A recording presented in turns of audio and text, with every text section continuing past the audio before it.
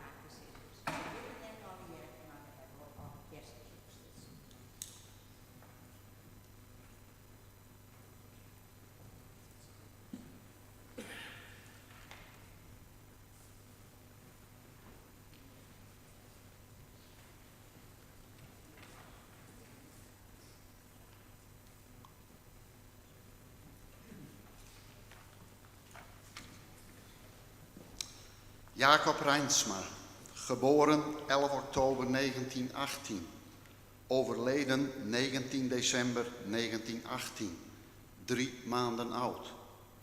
Jacob Rijnsma, geboren 11 augustus 1919, overleden 14 augustus 1919, 3 dagen oud. Jiske Rijnsma, geboren 26 januari 1921, overleden 29 januari 1921, 3 dagen oud. Jacob Rijnsma, geboren 29 oktober 1922, overleden 31 oktober 2022, 100 jaar en 2 dagen. Dat was ons vader. Hij werd genoemd als oudste van Durk en Hitsi, maar hij was natuurlijk het 4e kind, 2 broertjes en 1 zusje boven hem. En dat hij 100 jaar en 2 dagen is geworden is bijzonder, want in Alphenstaten aan de koffietafel zei Sietske Anema altijd: ik word 100 jaar en 2 dagen, want het gebak mat ik op. Us heid weer hikke en tuin in Arem, nadat hij de lagere school had afgerond, die toen uit 8 klassen bestond, heeft hij nog 2 jaar het ULO-onderwijs gevolgd in Harlingen. Hierna moest er wat verdiend worden. Hij wilde wel slager worden, maar toen hij daar werkte, kwam hij erachter dat hij er niet goed tegen kon om dieren voor de slacht dood te maken. Hierna ging hij werken bij een boer in Kimswerd. Het was toen gebruikelijk dat je intern was en dat hield in dat je sliep op een kamertje op zolder op de boerderij. Na een jaar hield hij het voor gezien. Dat de werkgever daar niet blij mee was, deed wel blijken toen hij terugkeerde om een stapeltje sokken, welke hij vergeten was, alsnog op te halen. Werd hem verboden om nog naar zijn kamertje te gaan. Vervolgens ging hij werken bij een andere boer en daar moest hij onder andere de koeien melken. Wat met de hand gedaan werd in die tijd. Dat deed hij samen met de boer, ieder de helft van de koeien, maar de boer maakte er altijd een gewoonte van om eerst nog iets anders te gaan doen, zodat hij het merendeel van de koeien molk. Toen dat weer een keer het geval was, zei hij tegen de boer: ik heb mijn deel gemolken en de laatste koe in dit vak voor de helft. De klok had let, mijn tijd zit erop en de rest is van jou. In die tijd was het de gewoonte dat je een jaarcontract had dat liep van 12 mei tot 11 mei het jaar daarop. De volgende dag vroeg de boer: jo zullen nou 11 mei wel net waarom komen denken. Waarop hij antwoordde: dat hij jou er goed voor. Daarna ging hij aan de slag in het loonwerk. Dat werd met paarden gedaan. Soms was je dagen onderweg voor de werkzaamheden die elders uitgevoerd moesten worden. In de oorlog werd ook veel met paard en wagen vervoerd. Ook zoals verboden goederen en zelfs onderduikers onder een lading hooi op de kar. Toen hij een keer in Kimswerd aangehouden werd en de Duitsers wel eens wilden weten wat er onder het hooi zat, zei hij dat ze dat hooi ook weer op de kar moesten laden als het er afgeladen was. En anders zou het op straat blijven liggen en kon niemand er meer langs. Een spannend moment. Gelukkig zagen de Duitsers er toen vanaf. In het laatste jaar van de oorlog werd hij met vele ademers opgepakt bij een razzia en naar de Blokhuispoort, de gevangenis in Leeuwarden, gebracht.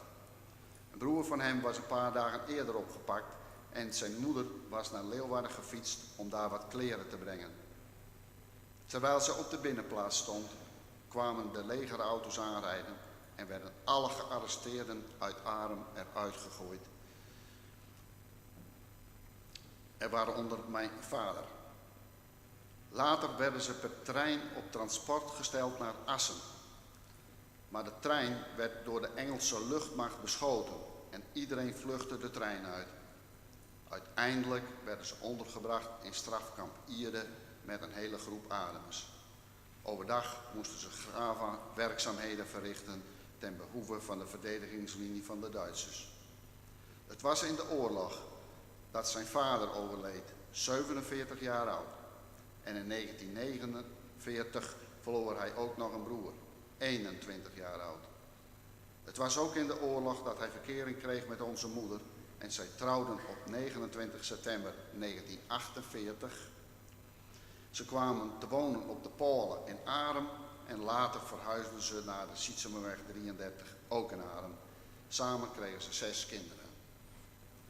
Hij was een echte sportman. Voetballen, kaatsen en in de winter als er ijs lag schaatsen. Hij voetbalde in het eerste elftal van VVV Arem en werd in 1944 samen met zijn broer Pier gerooieerd als lid wegens het niet betalen van de contributie. Maar betalen was niet mogelijk omdat ze in strafkamp Ierde zaten. Klein foutje van de club. Met kaatsen heeft hij vele prijzen gewonnen en hij schaatste ook vele Elfmerentochten en natuurlijk ook de Elfstedentocht met kruisje. Op een gegeven moment kwam er op de boerderij van Wichelen Cinema een vacature. Mijn vader ging erheen en vroeg of hij daar kon komen werken. Waarop Cinema vroeg, kunnen je ook mooi hinders omgaan? En omdat dit voor mijn vader natuurlijk geen enkel probleem was, vroeg hij daarna, en wanneer kun je ook beginnen? De verstandhouding met de familie Cinema en later met zijn zoon Nanne die het bedrijf voortzette, was uitstekend.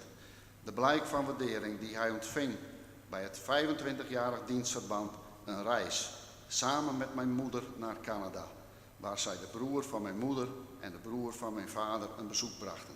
Hij heeft dat zeer gewaardeerd. Hilarisch was de hardloopwedstrijd tussen mijn vader en Jan Soethout. De route ging vanaf de boerderij van Cinema over de Grauwe Kat, dan op naar Arem en over de Hochtreed terug naar de boerderij.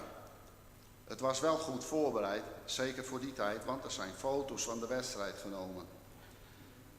Naar de Cinema zelf gaf het startschot en daar gingen ze. Jan Soethout vertelde mij jaren later, ik dacht nog, ik ga dit gemakkelijk winnen van die oude, want ik kon hem tot halverwege goed bijhouden. Maar op een gegeven moment zei mijn vader tegen Jan, nou Jan, ik ging er van terug, ons zien op de plaats. En rende met versnelde pas weg van Jan. Op zijn 58ste kwam er een abrupt einde aan zijn werkzame leven. Nadat hij met zijn arm in de aardappelrooimachine kwam en hierdoor zijn hand niet goed kon gebruiken. Daardoor kwam er ook een einde aan zijn actieve kaatsport. Maar hij keerde terug als scheidsrechter op de kaatsvelden. Een mooie actiefoto als scheidsrechter prijkte jaren op de voorpagina van de kaatskrant die elk voorjaar uitkwam. Hij en hem fietsten samen veel, zoals de fietsvierdaagse in Drenthe. Het was ook toen dat de kippen en konijnen ingeleverd werden voor een nieuwe hobby. Geïnspireerd door mijn broer Hans, vogeltjesfokker. Toen men meer zorg nodig had, verhuisden ze naar een aanleunwoning in Witmarsum en kwam er ook een einde aan deze hobby. In Alphenstaten deed hij aan vele activiteiten mee, zoals klaverjassen, sjoelen, biljarten en bingo. Ook de wekelijkse kaart- en biljartmiddag in Lollum was een van zijn favoriete bezigheden. Ook na Mems overlijden pakte hij de draad weer op en was hij positief. Na een val, nadat bij een val de pees in zijn arm afgescheurd was, werden ook deze activiteiten een steeds grotere opgave en stopte hij geleidelijk. Wel bleef de gezamenlijke koffietafel in de hal van Alphenstaten. Toen hij op het laatst last van zijn knie kreeg en er niet meer zelfstandig naartoe kon lopen, werd hij liefdevol door zijn beide buurvrouwen Jo en Magda in de rolstoel opgehaald. Dank hiervoor.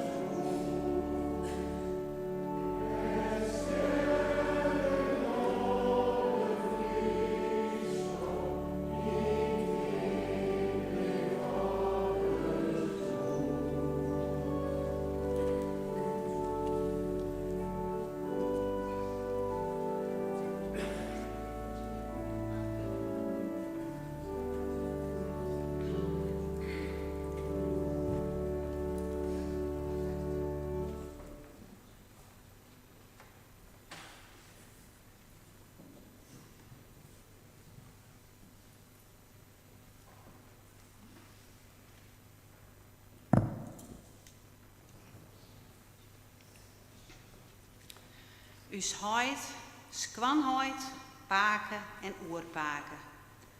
Wat een sterke heid. Een sterke man. Liets, net al te zwier en vroeger heel rap.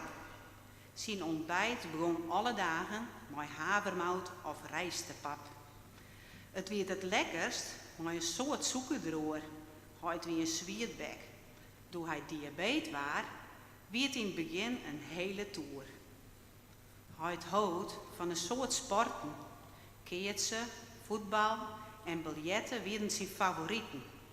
Hij had een bloemen- en groentetuin en een foyer met alle kanariepieten. Toen hidden ouders nog thuis waren, wie hij altijd dwande in een grijsblauwe stofjas en met klompjes aan. Dat kloffie voldie hem altijd tegen schoon. En op de woensdagmiddag bracht hij de balse te kranten en volde ze rond in het dorp. En ik zal je hem vertellen, op een fiets, met grote tassen, hij koerde dit zo rap. Mijn mem ging het thuiswennen net meer zo goed. In 2010 binnen ze verhuizen naar Witmassum. Vergoed. De stofjas weer voort en de pronk koerde toen alle dagen aan. Sita verzwaar het huidje kleen. En wat stier alles hem schoon.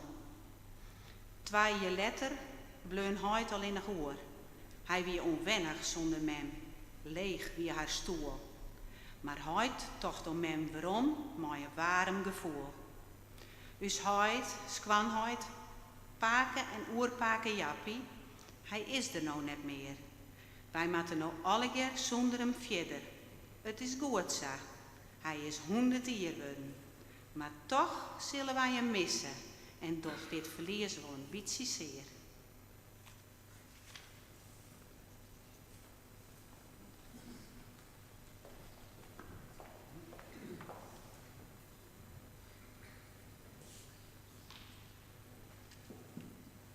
Herinneringen aan uw heid. Heid, je steen ik dan. Het wie de laatste weken wel duidelijk dat is heid net weer beter willen zoeken. Dat wist hij zelf ik wel. Maar het wie wel moeilijk. Want we hadden zo'n mooi feest verregen. Heid zijn 100ste jiddi stierf van de door. Maar toen kwam corona. En werd het minder. Heid wie slim ziek en saveurig. Dat zei ik heel vaak. Ik ben saveurig. Hij hoefde geen niet meer, maar wie ook zo helder als er wekker weer en dan heen we het even over. Zo vregen hij mij, ken je eigenlijk wel weer beter worden van corona? Ik zei, ja, dat kan wel. Oh, zei hij. En toen vroeg ik, maar wil hij dat eigenlijk wel? En toen zei hij, nee, dat weer duidelijk. Maar hij maakte er een grapje over met de zuster. En toen die een keer voortging en goeie zei hij tegen haar, kinst u die corona ik even meenemen? Het wie een strijd. Hij wil je blijven, maar hij wil ik wel voort. Zo wie er een van de pakenzusters die ik nog even langs kwam en die vregen, nou, gaat paken nou naar bed, hè? En toen zei hij, ja, maar nog lang net. Hij is 100 worden op sneeuw 29 oktober. Precies een week geleden. En dat hebben we nog een beetje vierd, met het eigen gezin. En toen had iedereen voortgegaan, na de koffie met gebak zei je, gaat iedereen nou voort? Hij was er zeker nog bij. Maar aan het eind van de dag ging er erg achteruit. Hij wie 100 worden en dat weer genoeg. Dat gevoel kregen wij als bijen. En nu stenen wij hier uit om afscheid te nemen. Wij hebben grote herinneringen aan ons hart. Wat wil je als een mens haast 100 wordt, of 100 worden is? Te volle om al hier op te nemen. Maar bij een peer wil ik even stilstaan. Us hart wie geen prater. Us hart wie een doener. Een boete mensje, een sportliefhebber, een beste vriend, een warmer man. Altijd bezig. Als beste vriend. Nou, we hier een dierentuin hadden, als ze er al je dag liep best in, maar gelukkig wie dat net zat. Us hart het knieën gaan, troch de mixematose binnen wij die al je kwijt trekken.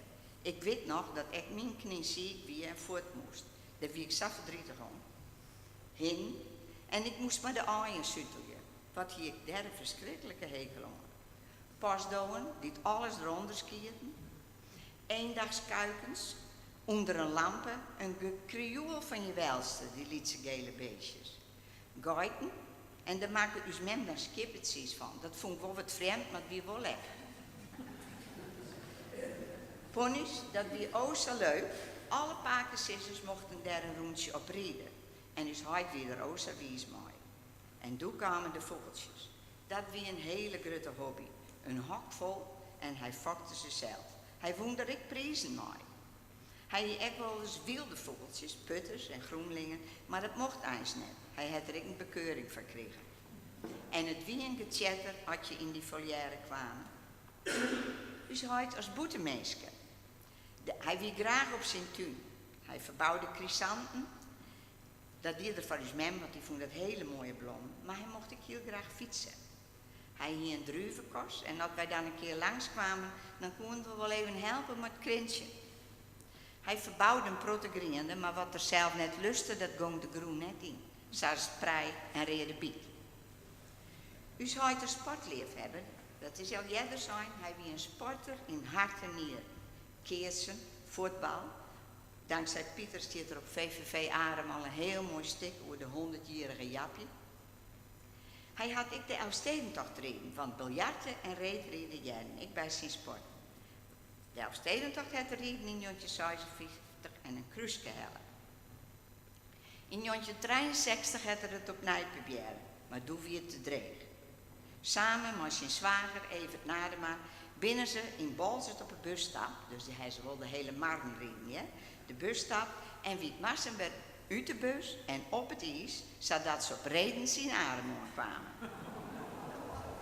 En het krek lieken als ze dus alles op redens nemen, maar ze ben wel uitstapt in adem. Maar ja, dan komt er een moment dat je zelfs als net met sporten kennen, en dan, wat die is uit aan, hij vallen alles op tv. Voetbal, tennisje, snoekerjen. Zat dus Dirk al zei, het is hij de oorlog meemaken. En dus Dirk het krek verteld, dat is hij die in de oorlog naar Ierden gebracht is en in een strafkamp zitten heeft. Daar waar dus eigenlijk nooit op praten. In 2013 stond er een foto in de Ljouwerte kranten van een squalle waar dus hij zitten hier. Hij zei tegen mij, daar hebben ze mij opsluiten. En toen vroeg ik, zo hij er nog een keer zien willen? Ja, hij zei, dat ligt het nu wel wat. Dat hebben dingen. En toen wij er aankwamen, zei hij, het zocht er wel heel oors uit.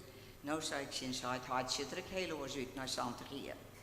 Ja, dat wie ik weer samen. En toen kwam er een man op uw oude. De man die de foto en dat verhaal in de Ljouwerte kranten zette hier. En die zei, ik hoor Fries. Heeft u hier ook gezeten? Die man bracht dus in contact met een jongen, Erik, die zijn paken hier er ik zitten en die wilde er een boek schreeuwen. Nou, om een lang verhaal kwart te maken, dat boek is schreeuwen, maar er is ook een documentaire maken terug Omroep Friesland. En toen die opnames maken wien, toen wie ik maar eens uit in die squallen en er wien nog alweer de man bij, die het nog leven. Ik geloof dat er een stuk of zo en 8 wien. En nou, die helden verhalen op. Nou, het wie wel prachtig, want ze wien het steeds net met elkaar eens. Dat bleek wel dat naar Santig hier iedereen zijn eigen werkelijkheid maken hier. Die zeggen er heel oors uit. Wat wel duidelijk weer, dat ze pijlen slaan moesten van de loopgraven van de Duitsers. Maar als die net in de buurt waren, dan saboteerden ze de boel. Dan zagen ze die pijlen er midden en stutsen ze maar een lietshandje de groen in. In de lente van 1945 is hij weer een hoester in. Dat wist er omdat hij zei toen we in de liepen weer in het veld. Dus het weer lente. Hij mocht van een week in een huis, hij is net weer waarom gingen. Us heid is heid, want dat wie er ik. Us heid wie net de baas in het huis, dat wie is men. Dat vond ik wel goed, zagien zij de rand verdeeld. Wanneer wij ons heid iets vregen, van mij dit of ik wil dat graag, dan zeiden we dat wist wel, dat moest bij een men wezen. Wij konden ze dus nooit simmerkort uitspelen, want we kregen altijd maar één antwoord. Wij dienen dus een protte spultjes. We kaarten een protte muisheid, vooral 80je. Maar we maken soms ruzie tijdens het kaarten. Maar dan weer er heel resoluut. Ik weet nog dat hij de kaarten een keer in de potkachel gooide en zei: "Sa, laat die heren en boeren maar brommen, maar met hem geruzie ben ik klaar." De laatste jaren heen bij Huid al zijn eigen taken. Hij hier zelf een hele eigen structuur ontbracht. Even een paar voorbeelden. Hij koos sissen, de batterijen in mijn loop binnen leeg. Die moet Dirk even vervangen, als dat een oor dat net kon. Als er iets met het gehoorapparaat weer, dan moest Sjoutje komen. Als er ergens een knop aan weer of er weer iets stikken, dan moest er die plakken of maatje. Als de tv het net deed, dan moest Hidde komen. En zo ging het verder. Als er iets kwijt weer, dan belde de Thea, want die wist altijd wat het lag. Ik zorgde ervoor dat hij huid mooi in de kleren kwam. Dat zei ik altijd. Ja, dat keep het mijn dochter. Uw huid weer lichamelijk verslieten. Alles ging achteruit. Hij zei vaak: "Maar Vanke, het is ik net makkelijk om 100 jaar mee te gaan." Maar wij stien er versteld van hoe makkelijk dat er zich aanpaste aan die achteruitgang. Hij klaagde nooit, weer altijd fleurig. Als wij hem vregen: "Hoe is het met huid?" dan zei hij altijd: "Goed, ja? Maar dat zinsje zullen wij nou nooit meer jaren."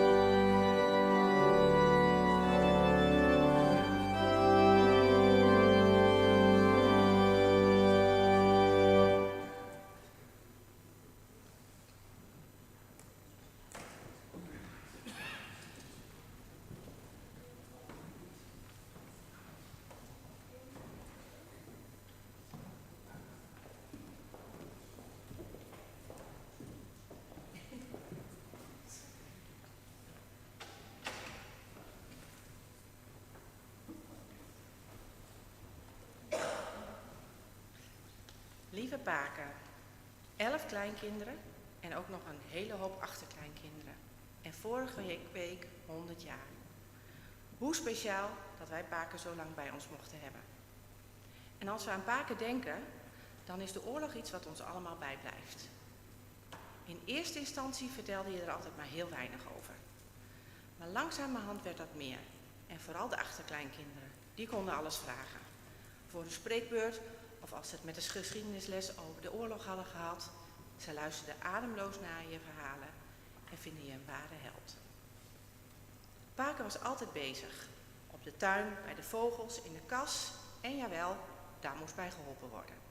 Boontjes doppen, snijbonen draaien, aardbeien plukken, waar we absoluut niet van mochten snoepen, en druiven krenten. Naast de tuin deden we vooral heel veel spelletjes met jou en Beppe. Rummikub, triominos, onderuit, we hebben het allemaal gedaan. En in Alphenstaten gingen we mee naar de Tjule en de Rummikub. Op het laatst had je ons eigenlijk alleen maar nodig om te zeggen welk cijfertje zwart en welke blauw was. En bloedfanatiek. Je moest winnen, of het nou biljart, de Tjule of een potje Rummikub was. En wat was je trots als je weer de jaarbokaal van de Tjule had gewonnen. Dat fanatisme kwam terug op de fiets. Langzaam fietsen was er niet bij. Als je Paken namelijk tegenkwam op de fiets, dan werd het standaard een wedstrijdje wie het snelst kon fietsen. En dan de vogels. Paken, mogen we naar de Canaries? Paken trekt zijn stofjas aan en we rennen het smalle pad af naar achteren, langs de grisanten en de aardbeien, naar de volière aan het einde van de tuin, waar het pad steil naar beneden liep en leek te eindigen in de sloot. In de volière liepen de kwartels over de grond en de Canaries voerden de strijd wie het mooist kon zingen. Het petroleumkacheltje was aan. Langs de wand hingen nestkastjes met broedparen. Paken pakte dan een vogel op.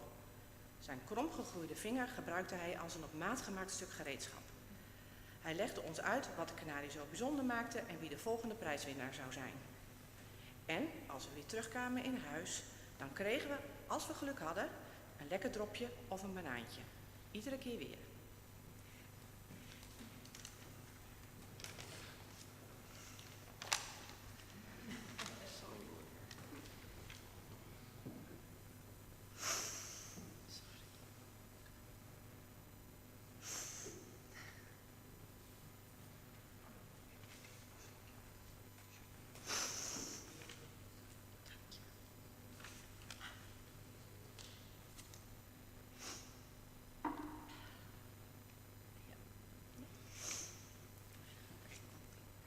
Zomaar op een mooie dag waar ik verrast. Ik werkje bij de Plusinhaas en wie druk aan het werk. Daar kan Paken Jappio, mooi tante Sita. Ik kreeg er een kleur van. Wat prachtig dit bezoek.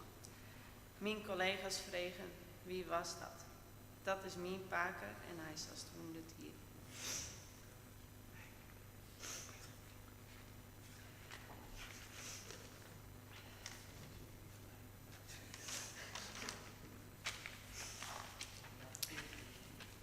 Beste Paken.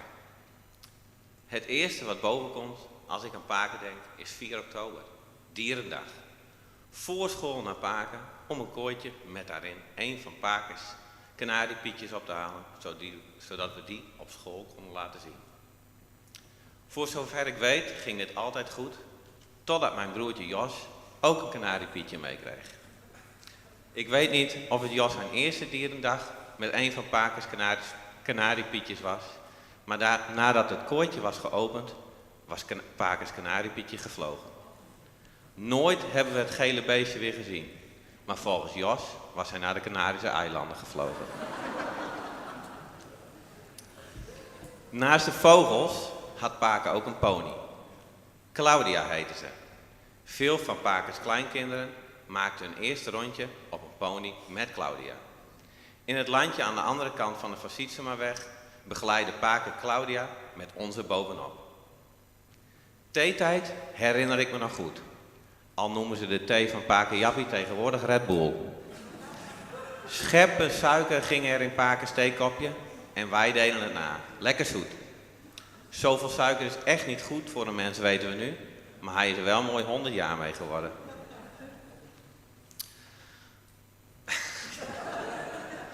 Als kind denk je dat je vader de sterkste van de hele wereld is.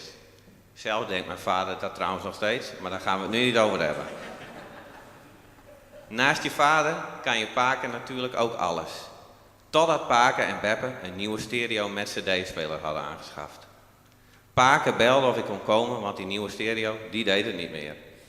Paken en Beppe luisterden een cd en nadat ze alle nummers hadden gehad, hadden ze de cd, net als een cassettebandje, omgedraaid en weer op play gezet. Dat werkt dus niet, Paken. Zoals Gerda aangaf, is Pake Jappie voor zijn achterkleinkinderen ook erg speciaal. En hoe bijzonder is het eigenlijk dat er tussen Pake en het jongste achterkleinkind Melle Jorrit een eeuw verschil in leeftijd is. Bizar als je daarover nadenkt. Ook mijn eigen zoons vonden het leuk als we eventjes op bezoek gingen bij Pake Jappie. Ze vroegen en vertelden Pake van alles en met een beetje begeleiding van mij kon Pake bijna alle vragen beantwoorden en verhalen begrijpen. Behalve als het over apps of vloggers ging. Donderdagmiddag 13 oktober waren onze 3 zoons en ik voor de laatste keer bij Pake Jappie. En Pake had veel te zeggen. Liet de jongens lezen met zijn enorme vergrootglas, maar het lichtje mocht niet te lang aan, anders ging de batterij leeg. Chocoladerepen werden opengetrokken en naar binnen gewerkt. Het was erg gezellig. Ik wil deze herinneringen aan Pake graag afsluiten met 2 zinnen die deze donderdagmiddag gezegd zijn. Pake, ik citeer Pake, sorry hoor. Bizar. Even een slokje. Ik citeer Pake. Ik zit hier alleen nog maar wat. Ik beleef helemaal niks meer. Ik citeer Benja. Pake. Pake leeft al bijna 100 jaar. Dan heb je toch al een heel soort beleefd.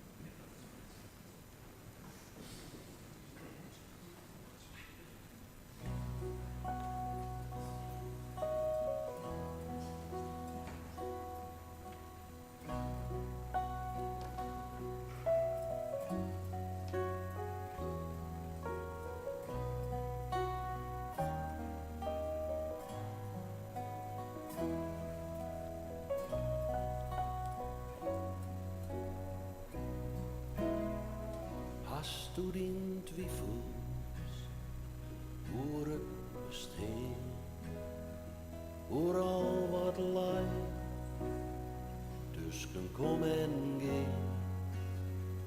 Wat is het plan en hoe rent het paard? Waarom krijgt die in de zin en door het meeste schaars? Vreugdes die op. Wat is mijn lot? Joost in die zout of in een god, maar jou het meest in den gevoel en wit het leven zelfs jou elk zijn leven doen. Dus als het mijn tijd is, go net lang om mee. Ben het 4 voet, wil altijd dicht bij die. Ik zit in die wezen, ik zit in die bloed, best mijn bloed. Voor je dat neem in mij, dan komt grif alles goed.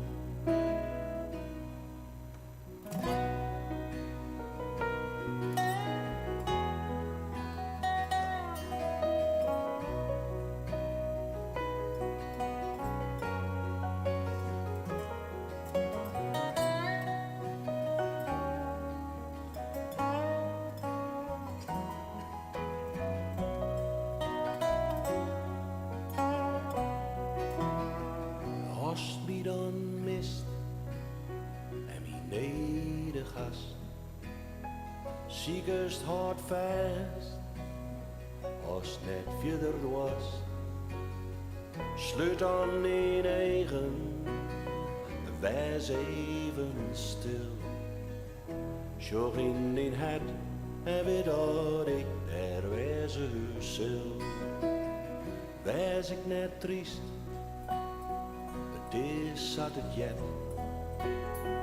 dat al wat leven in rust jet. Maar jou me maar ik mien op joch. Geen enkel leven lang of kwart is om en nog. Dus als het mijn tijd is, goel net lang om me. Ben het vier voort, blijf altijd dicht bij die. Ik zit in die wijze, ik zit in die bloed, is mijn bloed. Vergeet dat neem ik ben, dan komt grif alles goed. Dus als het mijn tijd is, goel en lang om me. Ben het vier voort, blijf altijd dicht bij die. Ik zit in die wijze, ik zit in die bloed, is mijn bloed. Vergeet dat neem ik mee, dan komt grif alles goed. Vergeet dat neem ik mee, dan komt grif alles goed.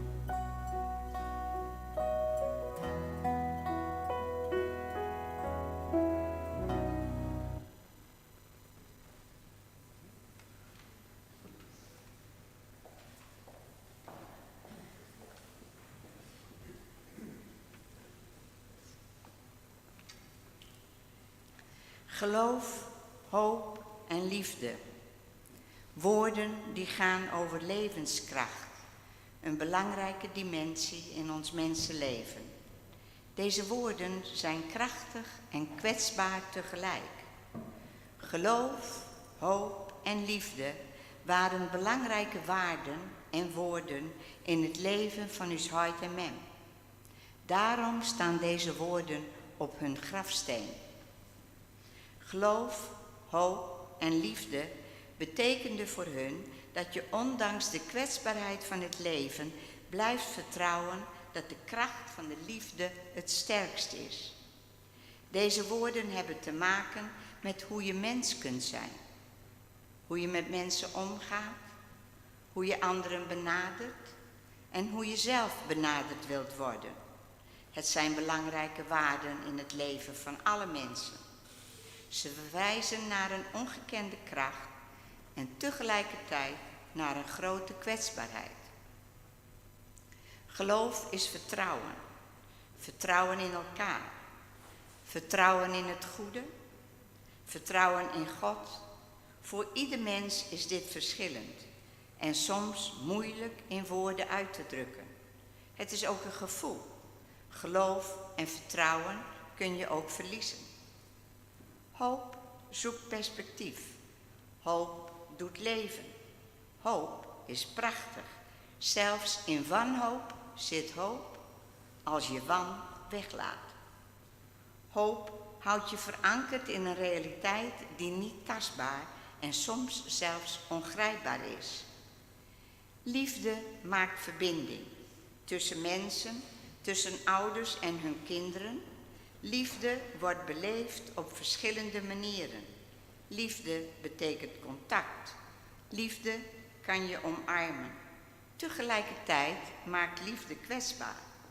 Door je open te stellen voor de liefde, stel je je kwetsbaar op en kun je geraakt worden.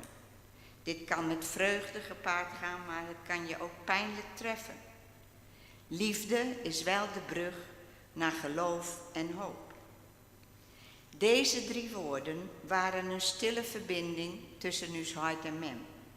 Niet altijd benoemd of uitgesproken, maar het was er.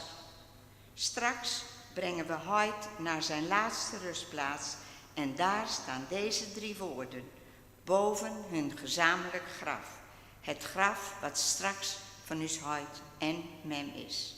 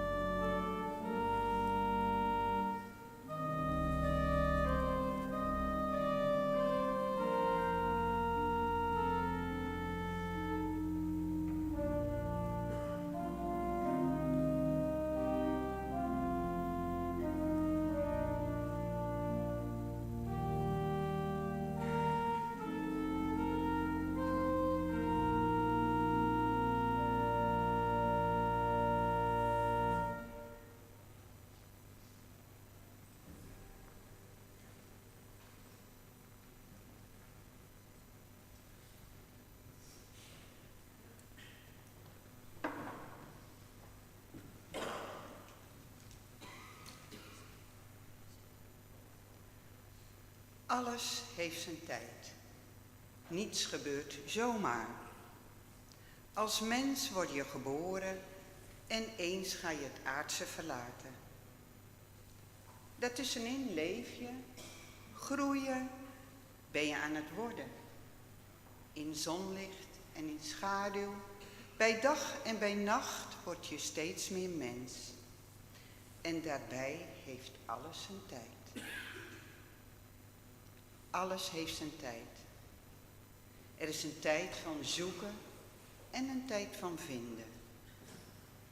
Een tijd met handen in de aarde vroeten en een tijd voor het plukken van chrysanten.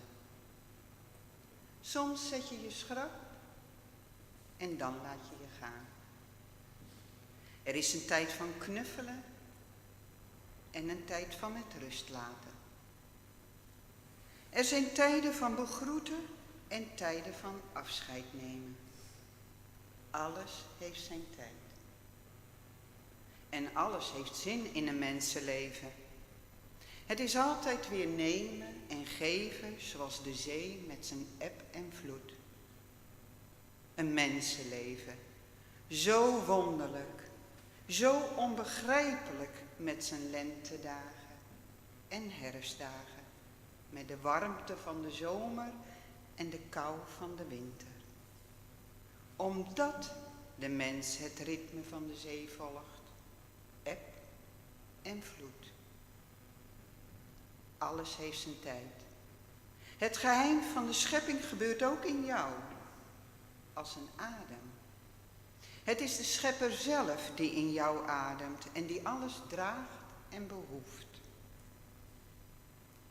Alles heeft zijn tijd. Niets gaat verloren. Ons bestaan. Een voortdurende herhaling van ontvangen, vasthouden en loslaten. Het is nu herfst. Het seizoen van de oogst. Alles heeft zijn tijd. Het kleurrijke blad valt van de boom. Alles heeft zijn tijd.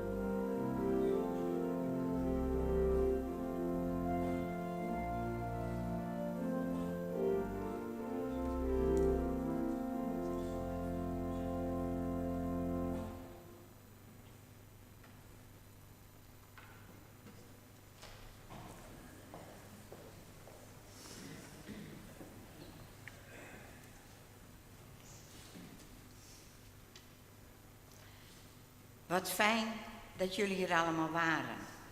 Het doet ons goed om te zien dat er zoveel mensen betrokken waren bij ons huis en bij ons als gezin. Als je ouder wordt, dan vallen er steeds meer mensen om je heen weg. En toch kreeg mijn vader nog regelmatig bezoek. Dat stelde hij erg op prijs. Als kinderen waren wij geen bezoek. Dat hoorde erbij. Ik wil buurvrouw Jo en buurvrouw Magda bedanken voor de zorg aan mijn vader. Ze paste zo goed op hem. Dat was voor ons een heel goed gevoel. Ze namen hem mee naar de koffietafel. Fantastisch. En als er iets was, dan belden ze ons. En zo zie je maar weer, een goede buur is beter dan een verre vriend.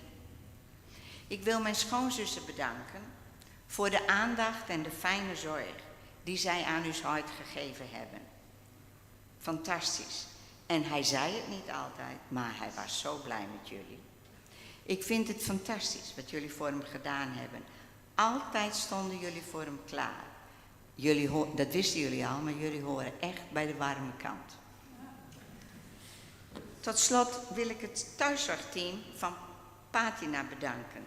Wij vonden het geweldig, zoals ze met ons huid omgingen. Ik heb 1 grapje verteld, maar er waren er vele. Met heel veel humor hebben ze hem verzorgd, maar ook liefdevol en betrokken. De laatste weken waren wij er heel intensief bij betrokken en het was mooi. Onze dank hiervoor.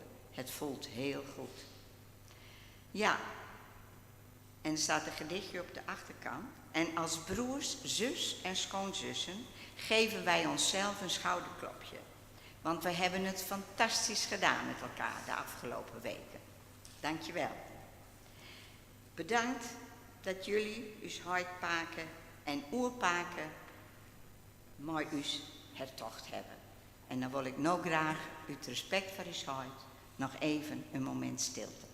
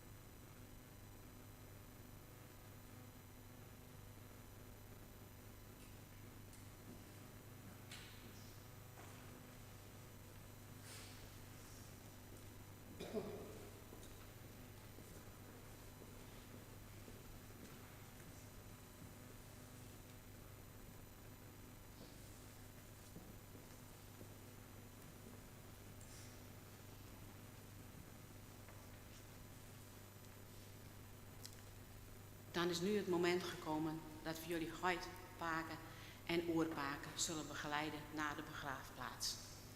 Jacob Rijnsma zal worden uitgedragen door zijn kinderen en daarin gevolgd worden door de kleinkinderen. Daarna kom ik terug en vraag ik de overige aanwezigen om aan te sluiten in de rouwstoet. De begraafplaats ligt net buiten het dorp. Voor wie het te ver is om te lopen, die mag achter de stoet aan volgen in de auto, ook op de begraafplaats.